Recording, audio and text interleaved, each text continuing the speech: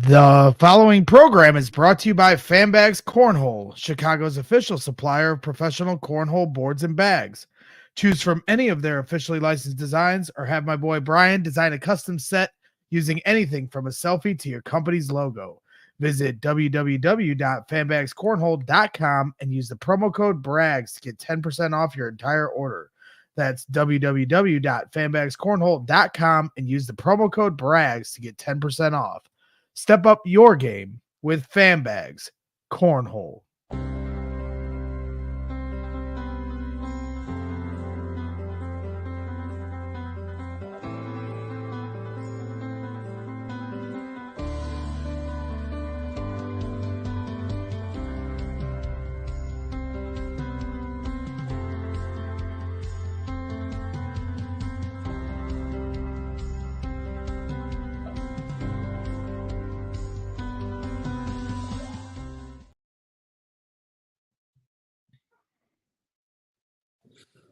It's Zach Eady with Purdue men's basketball, and you're watching Boilers in the Stands.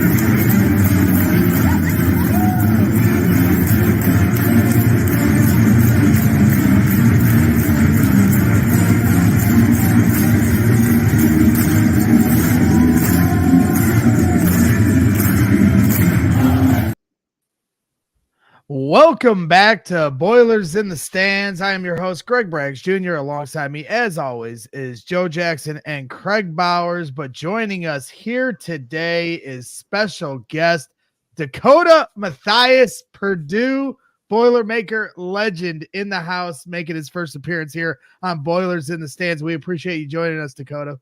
Thanks for having me, man. I'm fired up. Yeah, it is. It's a fired up time in Boilermaker Nation, man.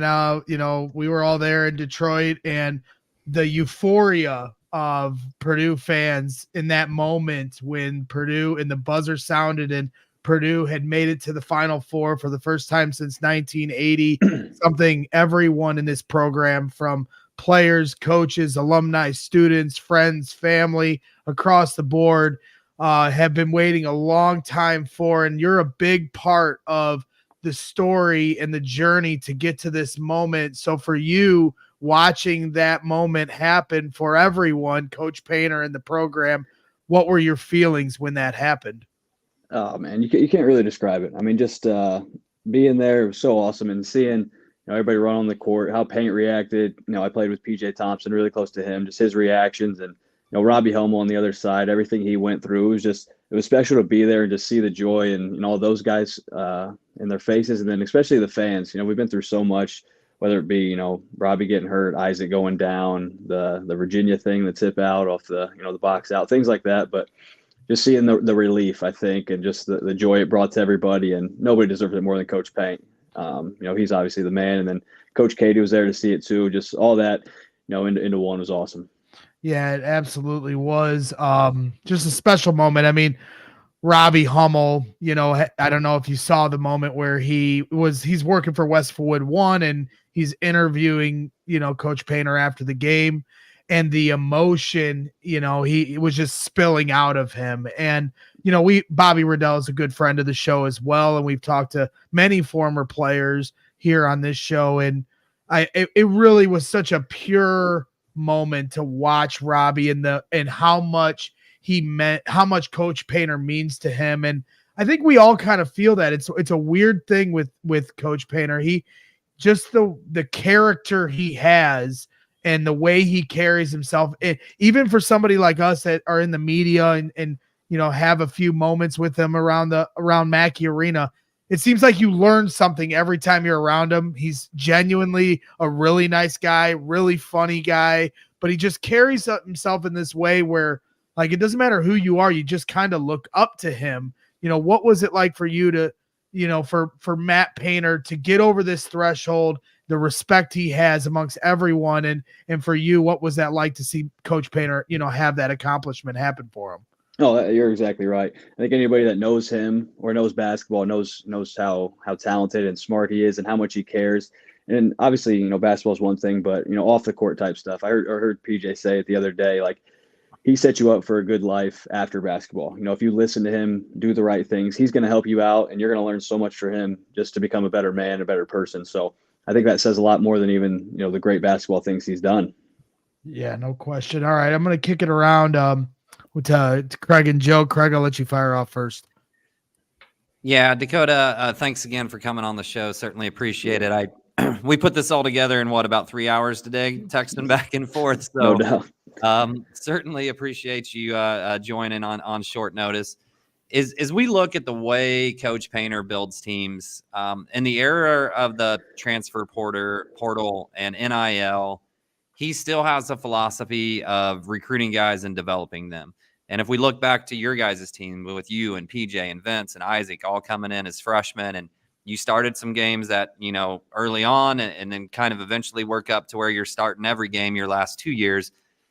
I guess how, from your perspective of just, you look at like Bama where they bring in all these guys in the transfer portal, Purdue only brings in one. How's he able to, I guess, go about it with kind of a completely different mindset than most of the other successful coaches and still get it done? I think as far as the development, it's two things. One is the type of guys he recruits. You look at Rob, Ryan Smith, Grady Eifert, myself, Kramer, Rayfeld Davis, Vince Edwards. These guys are high character, hardworking guys that love the game. You know what I mean? So they're going to come in and they're going to work at it. They're going to give you everything you got. They love the game. They're always going to be in the gym. And the other part of it is the honesty. Everybody talks about that with Coach Payton. It's not just wordplay. It's not just, he's not just spouting off something. He means it. From your recruiting to, your freshman, sophomore, junior year, the whole time, he's going to be honest with you. So at those end of season meetings, when he tells you something you need to work on to play, he means it. And he's, and you better do it or you're not going to play as much. So he sets a tone in the recruiting, and it resonates with a lot of the guys with the character we have and the love for the game. Yeah, and I'm gonna follow up with one more, Joe, and then I'll let you grab it. And you can do two next too, Joe. Playing with PJ, he has done an incredible job as a young coach offensively, essentially being the offensive coordinator for this team. Is that something you saw in PJ when you were playing alongside of him? I did. I saw it. We played against each other in AAU a number of times. I committed and we were on him too. And I'm like, we were a great fit together. We see the game the same way. So I'm not surprised at all. He played 1 year professionally, and I think he always knew he was going to get into coaching. I think it was a little earlier than he thought, but it was obviously a great move, and he's done an incredible job. And we've had, great offensive coordinators at Purdue with Micah Shrewsbury, Greg Gary, those guys. And obviously Paint does a lot of it too, but we've been very fortunate to have that. And he's just another one. He's doing an unbelievable job. And just the adjustments he makes throughout the year, and even going into last game, putting him in ball screens and letting Braden, especially in the first half, just make decisions. I think he's really helped, Braden's development, and even Zach, getting him the ball in the right spots, trying to move. He talks a lot about moving 5X. It's not a lot of guys that have a good postman. It's like, let's just throw it to him right there. We do different things with high ball screens and kind of moving the big guy and, finding the right spot to get him the ball. So just those little things, he's so far ahead, advanced for his age, and I'm so happy for him. Yeah, and so as you've played in 4 NCAA tournaments, all 4 of your years there at Purdue, like, what is the difference between the Big Ten grind and the prep for one of those games, and then turning around and having to prep for these NCAA tournament games, whether it be the first round or even after that, right? You have basically a 36, 40-hour prep for a second round type game. Yeah, at the end of the day, it's more about yourself. It's about your principles, what you go through. Because, throughout the Big Ten season, you might have 2, 3, sometimes, 4 days in between games. So you really know the opponent, and you're watching these guys all year too. So you're a lot more familiar with them. And then rather than, having a day or two turnaround where you're relying on the things you do well, you're obviously going to go through, the principles and the kind of scout and the sets they're going to run. But at the end of the day, it's about what we do and doing it at a high level. That's what, Paint's always preached to us, doing the little things at a high level, all the little details, the little things in an offensive set that make it work, that a lot of people that if you don't watch the game a lot, you don't see the little things that make the play work. You know what I mean? So especially in the tournament, those things are magnified. Well, in terms of the little things that take into, running the Matt Painter system. It's a lot of things. It may be a lot of, it may be a little things, but it's a lot of little things, and Joe actually had put out a play that they run, whereas, Joe will have the verbiage, but basically where Mason Gillis runs a screen and twists and rolls out for a wide open 3. And the play design was really nice. And Geo Baker was joking that, he once tried to call out the play when they saw it on the board, and Shrewsbury was like, you guys don't know what we're running, because there's just so many plays. So like, that's what I want to ask you. Like, when you talk about doing what we're going to do and run the system, how long did it take you to really master that system? Like, I mean, even all the way to your senior year, were you learning something new every day? Because it just seems like it's an endless amount of plays that Painter has in his bag. Yeah. And I think it goes, year to year. I mean, there's always a set package that we're going to go to, but depending on the team and kind of guys you have, you're going to change things up every now and then. But like I said, I think that goes back to the type of guys you recruit. A lot of guys, basketball junkies, they love, going through that stuff. We would, hammer that, 6 a.m. workouts, we're doing, dry, going over all these sets, and it takes a while to get it, but guys that buy in and understand what we're trying to do, it doesn't take as long. If you're one of those guys that's saying, oh, this is too much, I'm fighting this, that you don't want to do that stuff, it's going to take longer. But I think this goes back to the type of guys you recruit and how much they care about that. So for us, my class, obviously Isaac, Vince, PJ, we're all, pretty smart basketball wise. And we enjoyed going through all that stuff. And by January, February, it gets a little old, but if you want to execute in March, you got to pay attention to be on it. Yeah, for sure.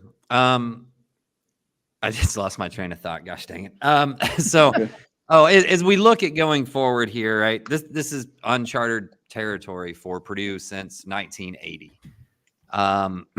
As they go into the Final Four with all the extra kind of hoopla around that, is there a different approach in terms of how you have to go about things and just kind of tune everything else out?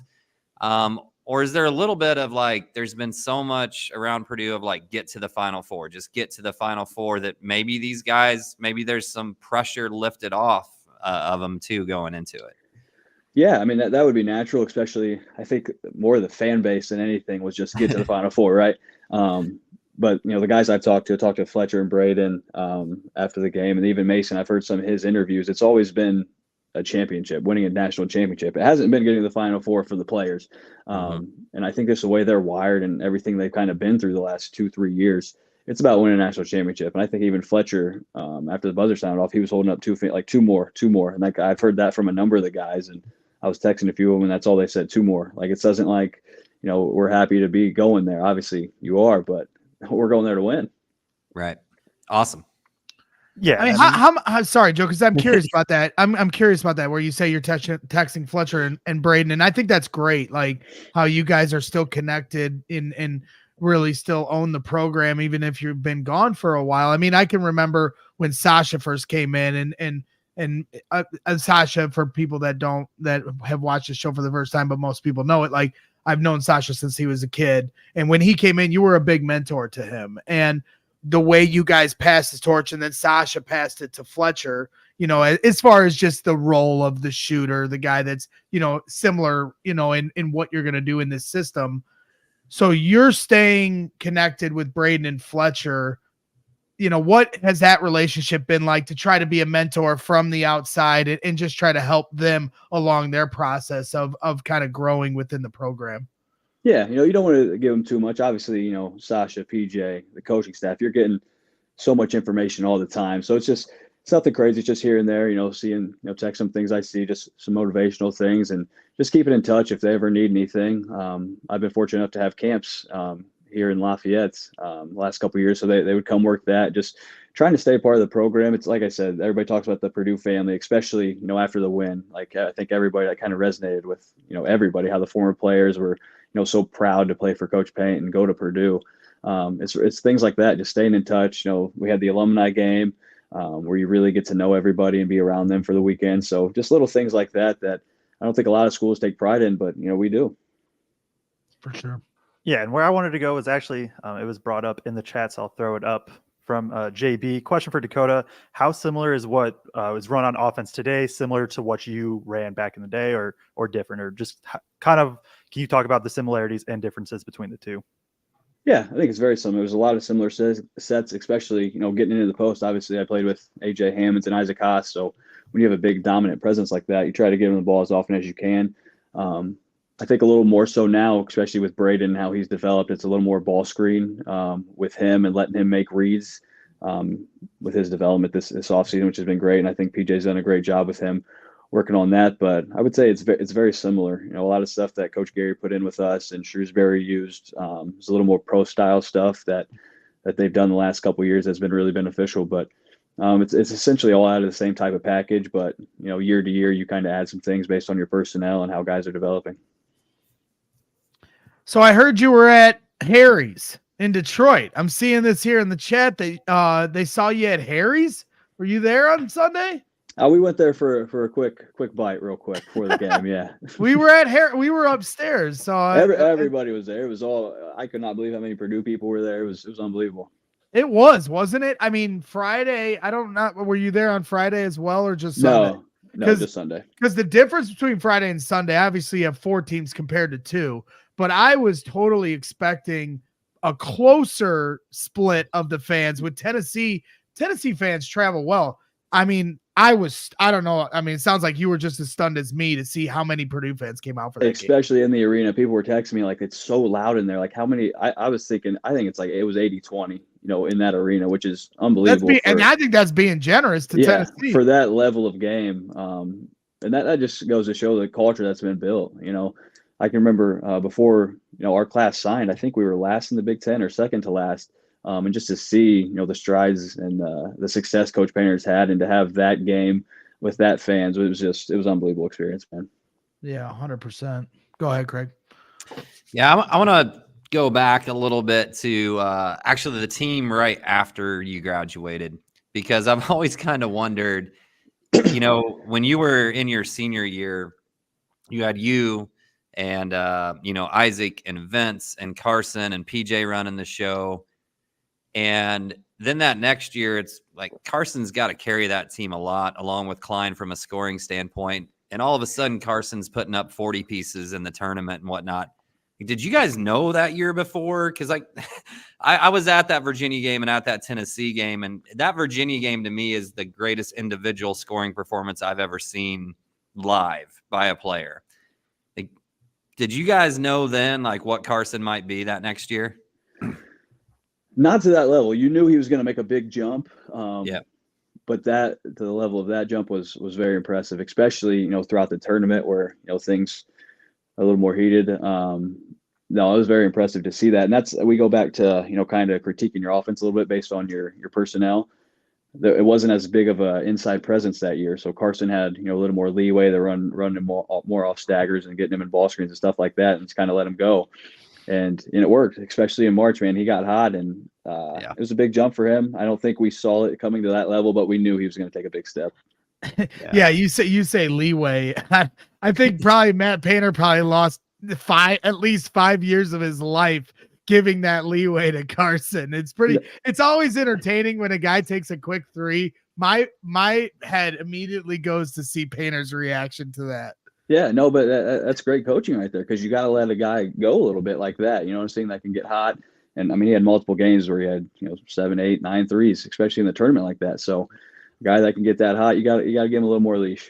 How much leash were you asking for from Painter to let it rip and get the green light? I was more on efficiency. We were about 4, 5, 6 a game maybe, but trying to take good ones every time.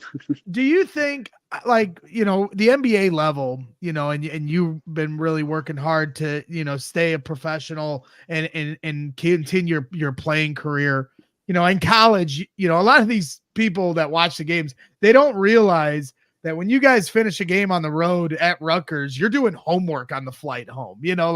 Your life doesn't stop as a collegiate athlete, and you're expected to play at essentially a professional level to stay up with the Big Ten and some of the players and teams you guys got to go up against. So once you reach the NBA level, was there another level of your game that you unlocked that you were trying to get to at college, but with just so much that they ask of you guys, you weren't able to get there, or just simply because your maturity wasn't there yet?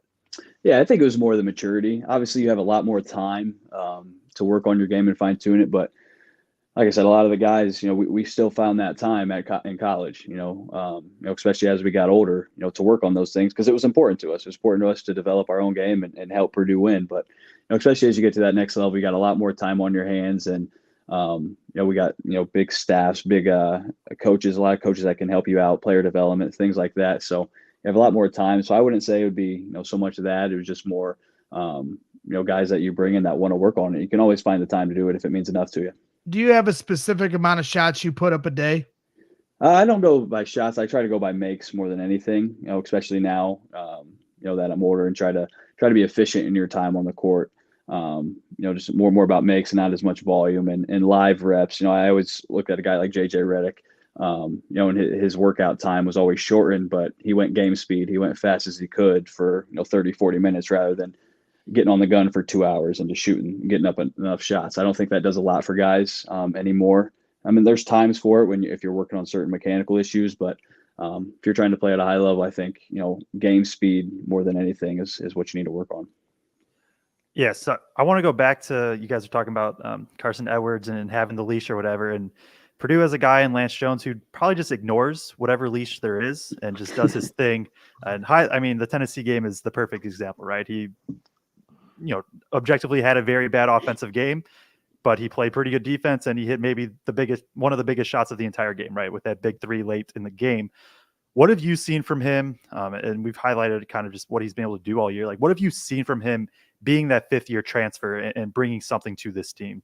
Yeah, I think Ethan or somebody might have said it, like, he's the missing piece. Like, you need a guy like that doesn't really have a conscience, that's going to make a wild play every now and then, but it's going to pay off sometimes too, and it's going to push the envelope a little bit and get out in transition, things like that. So you need that on your roster, especially in March. Like you said, he struggled a little bit that game, but a guy like that, he hit a big shot. I don't think that surprised a lot of people because of the things they seen him do this year. So you definitely have to have a guy like that on your roster. Well, that was, I was going to say, that was certainly the moment when he put that ball in. They're up 3. He hasn't had the best game. He knocks it down. At least for me, I was sitting next to my mom. We were going ballistic when he hit that shot. That was one of the greatest moments to this point, because somebody was asking, like, was the block or the shot, the greatest moment of this year? I go, for now, they got 2 more games. Yeah. No, what a moment at that was. Time in the game too. I think we were 2 for 13 or 14 at that point, and having some good looks that I just felt like if we hit one of these threes, like we're going to push this, it's going to be over. So that was definitely a huge shot. Go ahead, Joe. I apologize. Oh, I was just going to say that because I was sitting next to Kraig in press row, and when that shot went in, we just looked at each other. It's just like, that's Lance Jones. Like, that's why. We call it the Lance Jones experience. Yep. Yeah, I like that. Well, that's why I couldn't be with them in press row. I had to, because like these two are calm, cool, and collected. If I was up there, they probably would have kicked me out for the reaction I would have had for that moment. Yeah. But yeah, it was a beautiful thing, and you're right, like. And we've talked about it so many times here on this show. Like, they didn't shoot well from the 3-point line or the free throw line.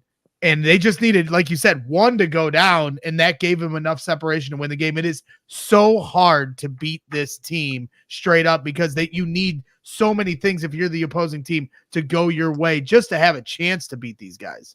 And it happened 2 or 3 times throughout the second half where we would go up 7 or 8 or 9 and we'd have a good look. It didn't go down. I think if one of those go in, that game gets stretched out. And we ended up winning pretty easily, but it just took that one to go in, and Lance was ready and knocked it down. Yeah, for sure. Go ahead, Kraig. I guess as we look at this group of guys in terms of maybe why they're here, obviously having the 2-time National Player of the Year is like the primary reason, right? But I think secondarily, Braden Smith's jump.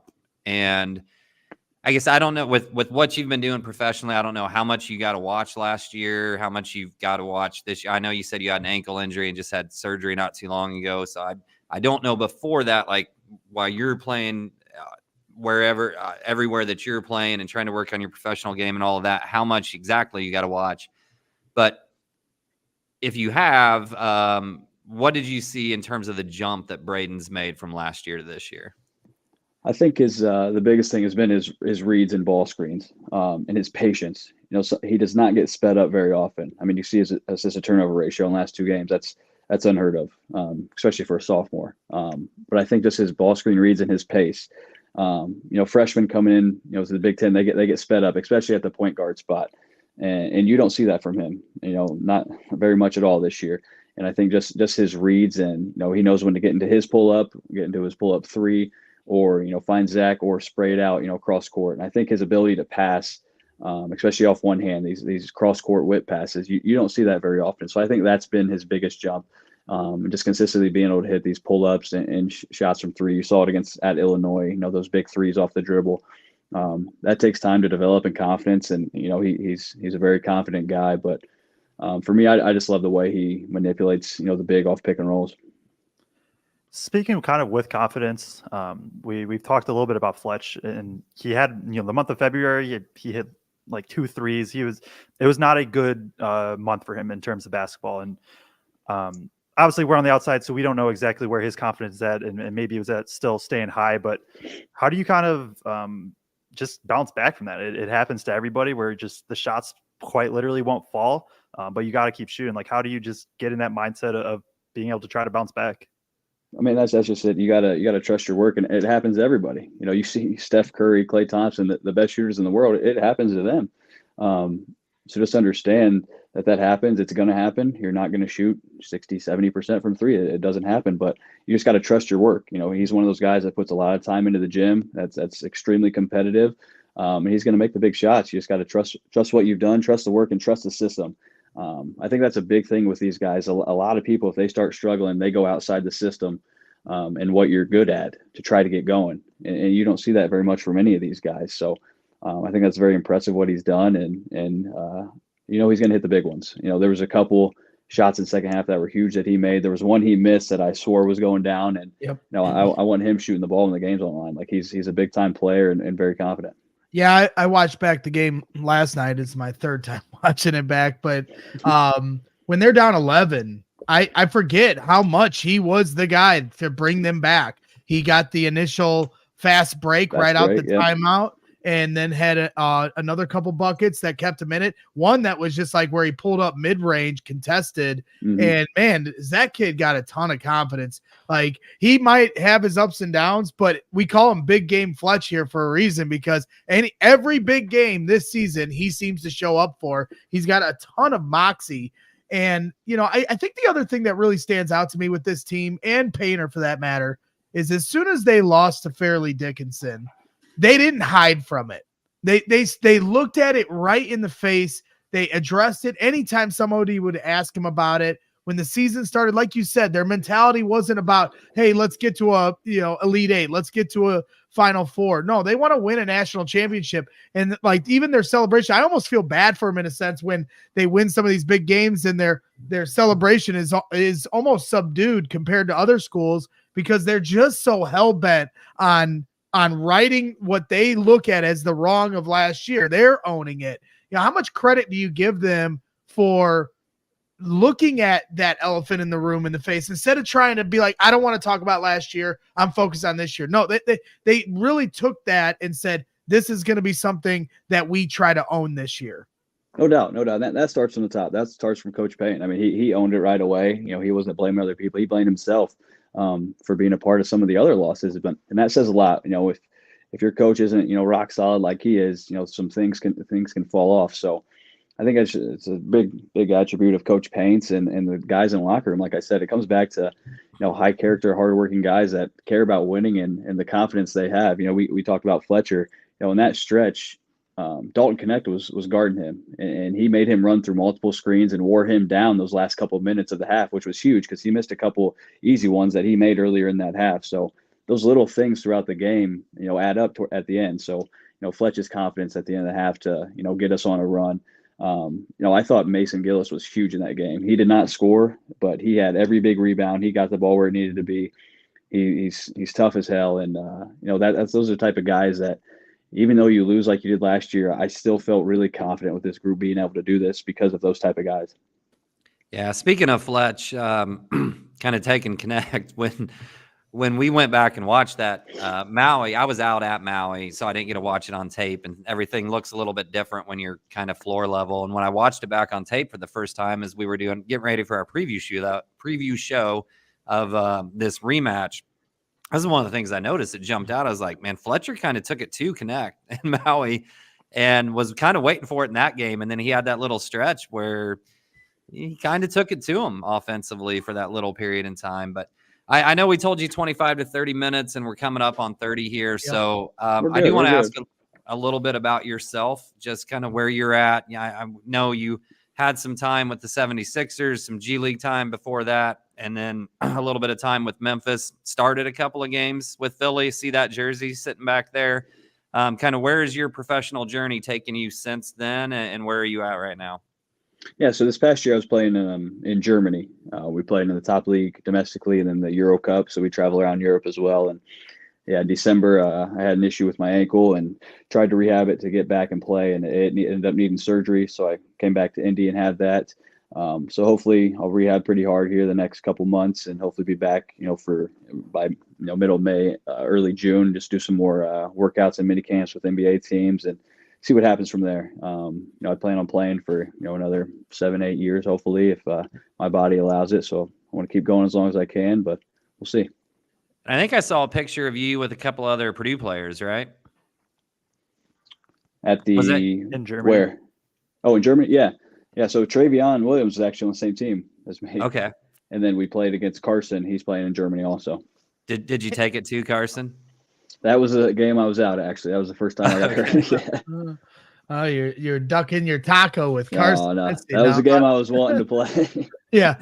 Well, so you didn't play with Travion when he came to Purdue, right? So no. What's that been like for you? Because man, does that dude, he's got some skill for a big man. That is unprecedented for a guy.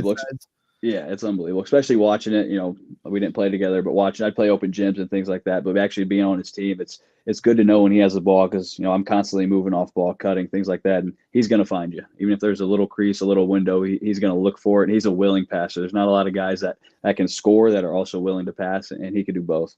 Yeah, I mean, between Travion and Edey, the touch they have for the big, that's what I try to explain to people that play this. He's just tall crap. Like both of them. Like if you can't appreciate the kind of touch these guys have, it's unprecedented typically for guys with that size. Yeah, no doubt. You look at the productivity he's had. Like there's a couple 6'10", 7'1" guys that haven't come close to doing what he's done, the productivity level. So hopefully we can win against NC State, and I'd be really interested to see that matchup with Zach and Klingon from UConn. Well, and we do have a question in the chat, a couple, but I did want to ask you about the upcoming, because DJ Burns is so fascinating to me. And this is like two asteroids colliding here between DJ and Zach. So, do you have a little preview for us or what your expectation is for the first game? Obviously we all hope they can get through. So for one step at a time, your expectation of Purdue matching up with NC State, and specifically Edey and DJ Burns. Yeah, I mean, these are obviously the two of the hottest. Everybody's hot at this point, but the run NC State's been on every game, I think everybody's said, oh, this is the game they get beat. This is the game they get beat. Things like that. They answer the bell each time, and Burns is playing as good as anybody right now. So it'll be interesting. I think Zach obviously will have an edge, and it'll be interesting to see their kind of their game plan, what they're going to do if they send another guy to try to keep him out of foul trouble, or what they'll kind of do with that. But I feel pretty good about Saturday's game. I really do. Yeah, well, Joe does breakdowns of his own on it. It's called Feed the Post, and every game he does amazing breakdowns. Joe is I'm the idiot here on the show. I'm the meatball, and Joe's the brains of the operation, and Kraig brings the wisdom that we all need. So I'll send you the link for Joe's preview. Honestly, he does it better than anybody. I will always sing his praises to the mountaintop. One question from the chat, Derek Mulligan, who we were able to meet in Detroit, wants to know where you would rank Zach Edey on all-time greats at Purdue, and if you believe Braden Smith is already the best point guard in Purdue history, or will he be? I think it's hard to find an argument against Zach being the all-time great. I mean, all-time leading scorer, 2-time National Player of the Year. The game he had to go to the Final Four, that's historic game. You have 40 and 16 to go to the Final Four. And the thing is, I don't think he played that great. Like I think he missed some easy ones, missed some free throws. I mean, he could have had 48, 50 points. But I think it's hard to find another argument for somebody being, all-time great than Zach. As far as Braden, I think it's early to say that. I think he's definitely on his way. If he has as big a jump as he did from 1 to 2 as 2 to 3, I think it'll be he'll push that envelope a lot. But I'm really excited to see it. Like I said, I mean, he's only a sophomore right now. He's got a lot of learning to do, and he's going to put the work in. So I wouldn't be surprised if at the end of the day, in a year or two, we're talking about that. Well, Dakota, we really appreciate your time, especially on short notice. That means a lot to us, and I know Boiler fans are going to really appreciate this. Everybody's really excited. We've been getting hounded. We did a show Sunday night after the game. We all got home late from Detroit, but they want more. Everybody wants as much Purdue content this week as possible, so we're trying to pump out some different shows. It does sound like we're going to have Robbie Hummel on tomorrow with Bobby Riddell. For those of you that are tuned in now, that's right, Kraig. We're doing work here. So you're kicking off the Final Four week here, Dakota, and that means a lot to us. So best of luck here with your pro career here going forward, and maybe we'll catch you down the road. All right. When are you guys getting out to Phoenix? Well, I'm getting out there Thursday. They're getting out there Friday, I think. And I'm Saturday morning at 6 a.m. Are you going to be there? Yeah, we're flying out. We get there Friday morning. There you go. There you go. Well, we are going to be having a meetup at a bar called Carousel, which is like 4 minutes from the stadium. So if you want to stop by there, we'll be over there, and Craig's buying the drinks. So let's do it. All right. Technically, you were at our meetup on Sunday. You just didn't know. I didn't know exactly. it. I didn't know it. Exactly. No, you were there for us. Well, we know it. But thank you so much for your time, Dakota. We really appreciate it. Obviously, everybody really enjoys hearing from you. The legend that you are here in the Purdue basketball program, and I mean that with a lot of love. So thank you, Dakota, and we'll catch up with you here in Phoenix. All right, man. Anytime. Let's do it again. Yes, sir. Boiler up. All right. Yes, sir. That is Dakota Mathias here, joining Boilers in the stands. We really appreciate him hanging here and talking some basketball. So, we're here. We are, Joe. Kraig took off. So you dropped your preview. It has 15 minutes left. 15 minutes left. I'm gonna send it to Dakota too. Okay. I'm telling you, I'm just gonna start sending it to everybody. I'll even send it. My buddy, got me in touch with Billy Donovan. I'll send it to him next, and we're gonna get you on a coaching staff here. No, we love you, Joe. You do a great job. So, Feed the Post podcast preview. NC State Purdue dropping soon. Spurgeon's asking, it's going to time up well, where unless YouTube does this weird thing where it doesn't actually let me upload, it'll be uploaded right at the end of our show, so you could just probably jump from one to the other. Yep, there you go. So because you've been nailing it here these last few games as far as what the key is. So do you want to give us any teaser? You don't have to give away your entire enchilada, but maybe give us one teaser of a key to this game here, for those that are still tuned in. Yeah, You know what? Time out. Before we do that, before we give the teaser, see, this is the production side of me coming in. Before we do that teaser, this is the tease in the business. Why don't we give a shout out to Autograph here real fast? We should do that. Autograph, anybody that's listening probably has heard of them by now, but if you haven't, you're going to find all your Purdue content in one single app. And so it's been really nice to be partnered with them, and just a really good app in general. You can find all your stuff, one specific spot, all of our podcasts, any article, the beat reporter type articles, the journalists, the local stuff, right? And some of the big stuff will pop in too if it relates, but you don't have to filter through everything else. It's one app right there, and you get rewarded. You can just interact completely free, and then you can earn coins or whatever and enter those into raffles to potentially earn different things. There's also been a bunch of ticket drops. I believe that they have something for the Final Four. I'm trying to pull up the exact details right now.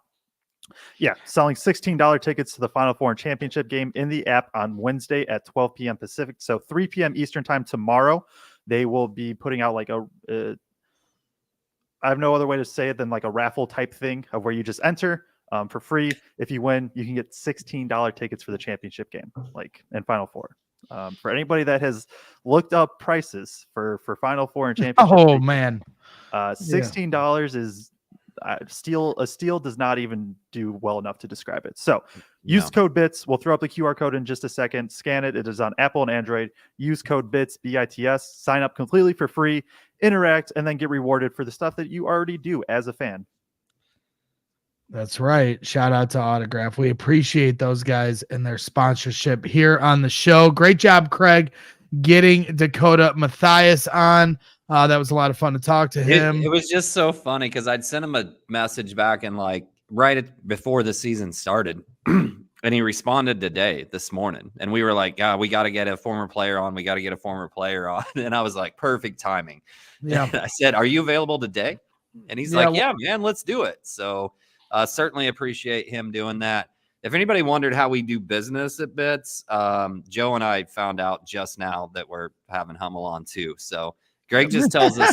Greg just tells us during the shows what we're doing. You guys find out. Well, we're doing a lot of work here. You know, obviously we're scrambling to be ready here for our trip out to Phoenix. So Kathy also heard the drop that I said we are going to have a meetup bar, which I hadn't announced to you guys either yet.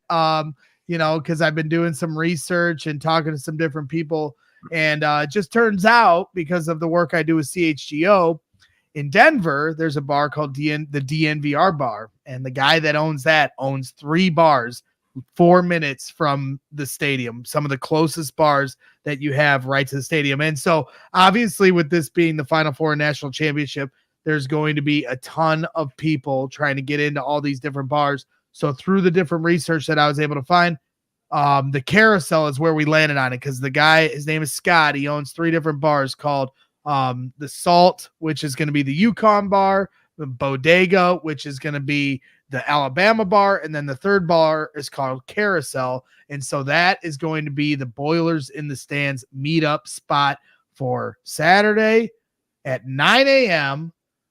There is going to be a $10 cover, though, just so you guys know. I understand everybody's spending a lot of money, but you're just going to have to make do, because all these bars from this research I was doing are going to be having covers. So just brace yourself, unless you're going to get further from the stadium, which I don't think any of us want, because then it's a longer walk to the stadium. This is where the action's going to be at. There's going to be a ton of Purdue fans there, so it'll be well worth your time. You know, it's first come, first serve, but we're going to try to make a space for specific Boilers in the Stands people. Stay tuned for more updates, but I was talking to Scott earlier, and they're opening the doors earlier than normal. So there might be some other bars that aren't even open at this point, but at 9 a.m., doors open at the Carousel. And like I said, it is just as close as Harry's was in Detroit. And we're going to have a ton of Boilers fans there as well. Maybe even try to get a former player to show up. I know we just tried to get Dakota to jump on, but there's some other players I have in mind that I might reach out to see if they want to join in on the party, because I can promise you there's going to be a ton of them there. I can pretty much make Ryan Klein show up. We just got to give him a ring, but we got a couple other players in mind. We'll see if Klein's going to be in the area or not. I was listening to the Hummel and Goodman podcast earlier today, and Goodman said something about getting Hummel a ticket for the punch party or something like that. Because Goodman's got to wear Robbie's jersey to I saw this party with no t-shirt underneath it because Purdue made the Final Four or something like that. But anyway, Hummel said, are you going to get a ticket for the 15 of my Purdue friends that are coming too? So it sounds like there's going to be a lot of former Purdue players in attendance. And there were for that Elite Eight game also. There were quite a few of them there already. So that's certainly exciting. It's awesome to see just how connected all those former players are with the program still. And so how happy they are for Painter and everybody connected to that Purdue staff in general, for sure. So yeah, Matt Spurgeon is saying it was a bet on the Arizona game, apparently. Oh, that's right. Arizona game. I don't listen as often as those. Joe and I have talked before when when we create content and we're constantly viewing games, we don't get to listen to quite as much content as we used to one point in time. No, you should only be watching us. No, I kid. But he's also saying go hit the like button while Greg is rambling. I'm not rambling. I am giving important information and details of how you're going to have the most fun you can possibly have while we're in Phoenix. Are you going to be there in time? I'm going to be getting there at 6 a.m. Oh, you're getting to Arizona. No. Well, actually, I'll be getting to Arizona at 8 a.m. and then rushing over to this bar. You're just going straight there. As long as there's no delays. What time is the game? 3 p.m. Yeah, I meant to text you guys that. It's Pacific time because it's 3. That I had to move I had my flights all booked up and ready, and I got good deals. And then when it was announced that it was going to be a 3 p.m. Pacific tip, I wasn't initially getting in until after 12 o'clock Pacific time.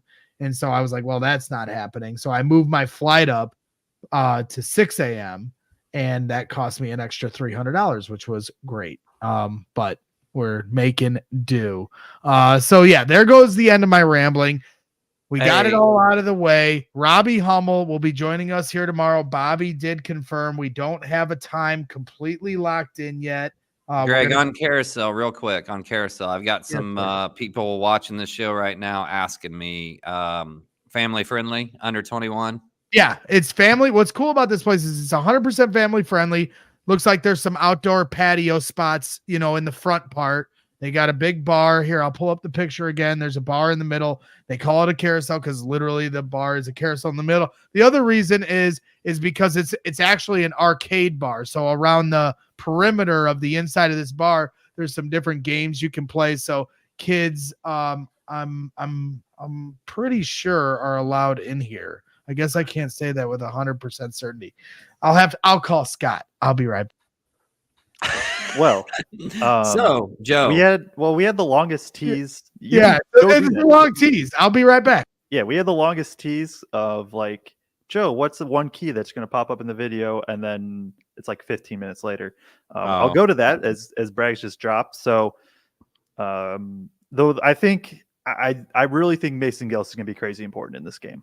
It's just I'm working under the assumption that North Carolina or NC State puts Burns on Edey, which I assume, because if they put Burns on Gillis, then I guess my point still stands. But Diarra's the one is their 4-man, and he's the one that really protects the rim. Like Burns just kind of like does his thing and throws his body around a little bit defensively, but he doesn't really like protect the rim that much. Diarra's the one that'll do that. But if Mason Gillis is in the game and he's stretching out, that's where NC State's going to have to decide what they want to do. Are they going to sell out on Edey in the rim, or are they going to sell out on taking away the 3? So I think Mason Gillis, I know he went 0 for 2 last game. I think it's going to be a pretty big Mason Gillis game. Listen, don't touch the screen. It should be a big Mason Gillis game. It is confirmed, family friendly, all ages can be at this bar. A restaurant, not just a bar. It's a restaurant bar, arcade bar. Come to Carousel. It's going to be a lot of fun. So, So Mason Gillis, one of your keys of the game. And Feed the Post preview of NC State versus Purdue is dropping momentarily. Yes, so when this show ends, you hop over to Feed the Post. Well, hopefully. Watch the preview. I'm very worried that YouTube's going to do the thing again. Which well, in this case it'll be like it's gonna drop today. We can't do an in-depth breakdown yet because I've got to watch Joe's preview so I can act like I know what I'm talking about first. Today we did the interview. Tomorrow Robbie and Bobby will be on. Robbie will be making his second appearance here on Boilers in the Stand, so we can skip some of the pleasantries. Obviously, we'll talk to him a little bit about the game in Detroit and his emotions from it. But then get into a lot of the preview because Robbie will be there covering it for Westwood One. Bobby will be on the call for Purdue. So we'll really dive in because I don't believe we're going to be able to do a Thursday show. It'll basically be today and tomorrow's show. Correct, guys? Because you're going to be on the road, right, Kraig? So you wouldn't be able to do a show on Thursday. I'll be on the road Thursday, basically all day. You're driving on Thursday? No, you said on the road. So I was he went with repeating it. your words. In the air, on the road. Well, I got to be on the road before I can get in the friggin' air, don't I? Well, so I'm you're driving getting to O'Hare. I'm driving to Okay. O'Hare, and Okay. then I got to fly, and I got a connection, and so like I'm gonna leave my house around 10, and I won't actually make it to my hotel until probably 10. Which somehow Joe got a friggin' media hotel room when they were sold out, and then some people canceled, and Joe somehow logged on and got a media hotel, and I'm still stuck 8 miles away. Boy, So oh boy.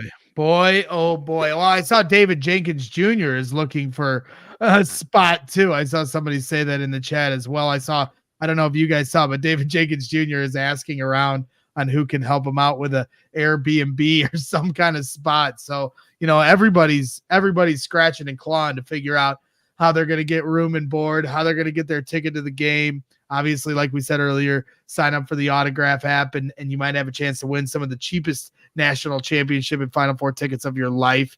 But outside of that, it's going to be mayhem, man. And when I was talking to Scott from the owner of Carousel, I was like, I'm just telling you, this is going to be a Purdue takeover in Phoenix. I almost have little doubt. I'm sure UConn fans will travel well. They won it all last year. So I'm sure they're excited to see if they can go back to back. But Alabama, NC State, Alabama's a football school. I'm sure they'll travel decent. But I just know just from the euphoria, and that's the word I keep using for what we experienced there on Sunday when Purdue won, and took down Tennessee for the right to go to the Final Four. The excitement level of the fan base right now is rabid. And I think that you're going to see a complete Purdue takeover in Phoenix and Glendale. It's going to be sight to behold. Imagine we get, and I'm going to just, obviously they have to get through NC State first, right? And then they have to get the championship and they win. But imagine like a whose house, our house chance throughout the football stadium championship game. That'd be something. Yeah. So it's exciting. Tariq Camel saying, I'm debating if I should go to the Final Four games or bank on Purdue making the championship and only go to that one. The wife won't let me go to both. This is tough sledding here, ladies and gentlemen. yeah. Also, Tariq all year was talking to me about Big 12, Big 12, Big 12, and my mentions on Twitter, on this YouTube, and I asked him what happened to the Big 12, and he never responded to me. So, if you're gonna talk that talk, buddy, I gotta hear a response about why the Big 12 punked out. Interesting. We'll see if he has a response in here. Heather Garrison says, same for my senior son. His flight arrives at 2 p.m. Can't find anything less than $600 extra for an earlier flight out of Midway. Exam on Friday afternoon. I mean, that's what happened to me. I'm doing a Wrigley Field thing for a Cubs game on Friday for work. I know, boo-hoo, the tough life I'm living over here. So yeah, I was planning to leave Saturday and just not thinking. I was like, oh, I'll leave at 10 a.m. Chicago time, get in at noon. Game won't be till night. Yeah, totally forgot about this thing called time zones. Yes. So did not every time we schedule a meeting, we schedule a show, like it's a 5-minute conversation with you to figure out what time it is your time. So like none of this surprises me, Greg. Yeah, I know. Just for the record, on your phone, if you go to clock, there's this thing called World Clock. Mm-hmm. And you can just hit that and it shows you what time it is everywhere. Mm-hmm. Yeah. Well, it cost me $300 not understanding time zones. So maybe I'll start to get it right here. I did see some people flying out of Milwaukee and the flights were cheaper over there. So for those of you that are a little closer to my area, Northwest Indiana or Chicago, maybe Milwaukee is the move for you. But yeah, it's not easy. I've seen people driving are now on the road driving because it takes about a little over a day to get there. So I think we're all just scratching and clawing. It's exciting to see, Purdue fans, just, circling the wagons. So, I think that's it. Like I said, I see some people asking in the chat, what time tomorrow again for Robbie Hummel and Bobby Riddell. We haven't had that completely confirmed. I said that I would lock this in. I'll lock it in later tonight with Bobby. So just stay tuned for those updates. But we're really excited for that.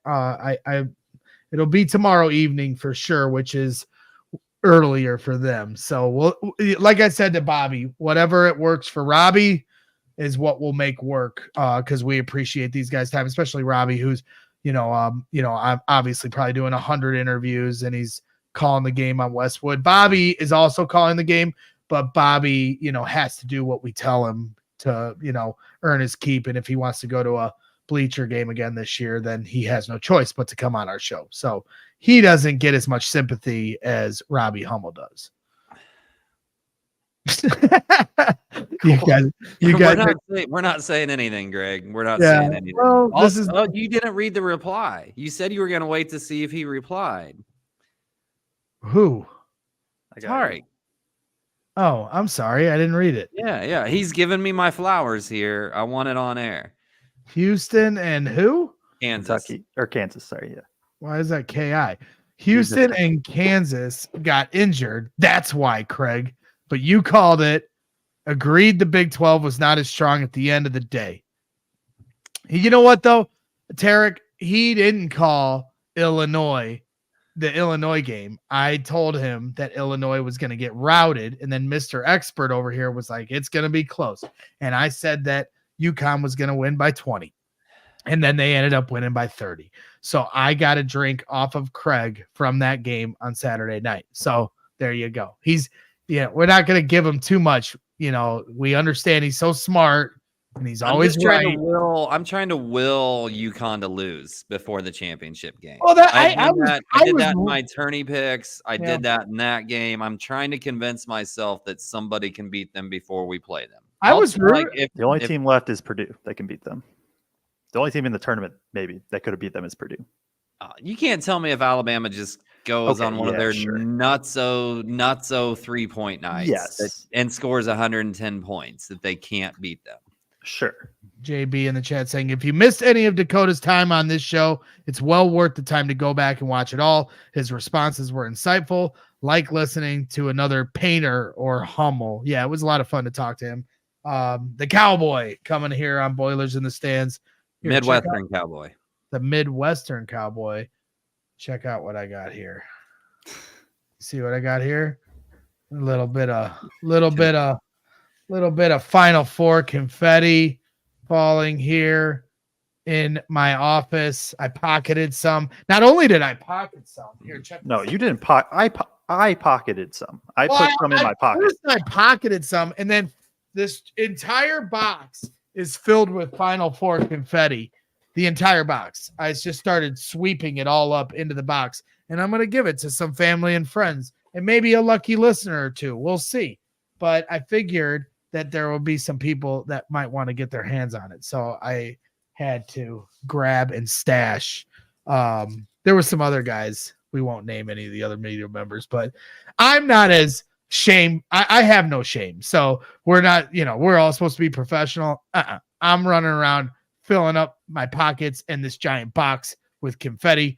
And I saw some other media members stuffing some in their pocket, but they were trying to do it discreetly. I'm like, let's live a little. And that's what I loved. And I can't wait to talk to Robbie tomorrow, because to me, that was what I loved about that moment. Like, Robbie wants to have this professional integrity to, be even. He's calling a game, being a former Purdue Boilermaker, but he doesn't, I'm sure that's hard on him when somebody's listening, when he calls a Big Ten game and he wants the respect of both fan bases, that he's going to call an even game.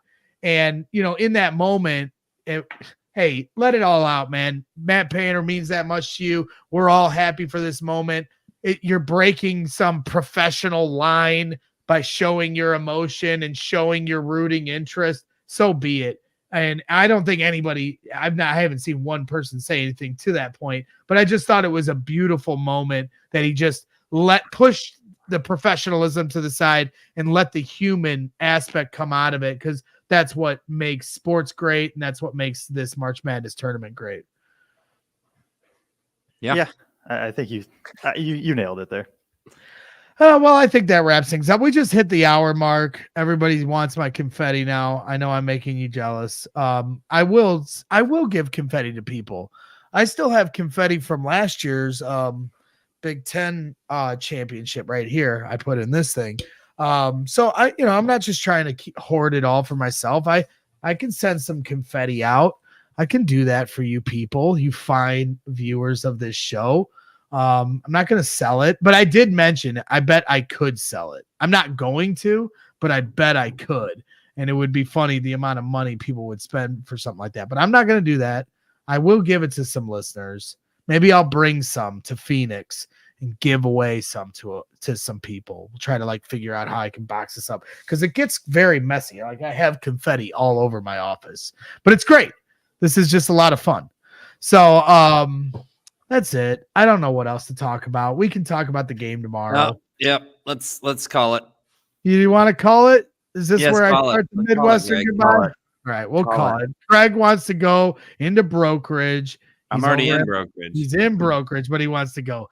I couldn't make it home in brokerage. time, but I couldn't make it home by 5. to get on Yeah, the bar. right. It's just a quicker walk to the bar now. It's right behind you in that door. Brewery. So, It's not a bar. It's a brewery. Oh, It's excuse me. classy. Brokerage Brewing Company, West Lafayette.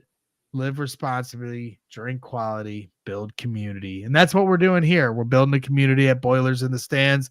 We're going to wrap things up before Matt Painter kills me for talking too long in the Midwestern goodbye. Want to thank Dakota Mathias for coming on the show here for the first time. Shout out to Kraig for locking that in. Make sure you're watching the Feed the Post preview dropping today here on his YouTube channel. The preview of the NC State Purdue game. The long anticipated, took him 2 days to freaking make this thing, but he finally got it done for the people. And we appreciate Joe's efforts. And thank you to everybody that's tuned in to the show. Make sure you hit the like button as always. Subscribe to the show. If you haven't, if you're watching on Twitter or Facebook, obviously we appreciate your support. But if you could go over to our YouTube channel, Brags in the Stands, and find all our Boilers in the Stands shows in our library, subscribe to the channel, like the show. That's the kind of stuff in the simplest way that you can help us grow what we're doing here. And then if you want some sweet merch, in the description on Facebook and YouTube, you can find the Teespring link to get some Boilers in the Stands merch here, shirts, stickers, cups, pint glasses, you name it, we got it. So that's it. That's all my plugs. I ain't got nothing else. You guys got anything else, or do you want to go home? Kraig wants to go home. I'll just be here by myself, rambling my Midwestern goodbye. No, I'll make Joe stay here. So, all right. Thank you to everyone once again. We'll see you tomorrow. Stay tuned for the update of what time we talk with Robbie Hummel and Bobby Buckets Riddell. Thank you again. Take care, everyone. Final 4 week, getting off right, Here. kicking things off right. Can't wait for tomorrow. Boiler up, ladies and gentlemen.